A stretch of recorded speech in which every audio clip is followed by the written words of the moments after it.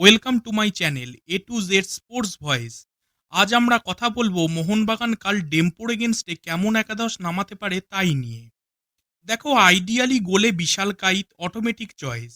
ডিফেন্সে লেফট ব্যাকে সুভাশিস, রাইট ব্যাকেতে মেহতাব, লেফট সেন্টার ব্যাকে অ্যালবার্টো, রাইট সেন্টার ব্যাকে টম অ্যালড্রেড, মিডফিল্ডে লেফট সেন্ট্রাল মিডফিল্ডে আপুইয়া, রাইট সেন্ট্রাল মিডফিল্ডে থাপা, নাম্বার 10-এ রবিনো বা সাহাল, নাম্বার 9-এ ম্যাকা, আর রাইট উইং লেফট উইংয়ে মনবীর লিস্টনও অটোমেটিক চয়েস। এবার ব্যাপারটা হলো, কোচ মলিনা এক্সপেরিমেন্ট করতে ভালোবাসেন। তোমরা মনে করে দেখো, উনি আইএফএ শিল্ডের ডার্বি ম্যাচের আগের ম্যাচে ইউনাইটেড এফসির বিরুদ্ধে ফার্স্ট ইলেভেনে প্লেয়ারদের কিন্তু রেস্ট দিয়ে দিয়েছিলেন। হয়তো দেখা গেল উনি ম্যাকা, অ্যালবার্টো, আপুইয়া, থাপা, মনবীর এদের কাউকে না খেলিয়ে অভিষেক, কিয়ান, পেত্রাতস, আশিস, দীপু এরা স্টার্ট করলো। আবার বৃষ্টি ফ্যাক্টরের কথাও কিন্তু আমাদের মাথায় রাখতে হবে, কারণ বৃষ্টিতে গোয়ার মাঠে যাচ্ছে তাই অবস্থা।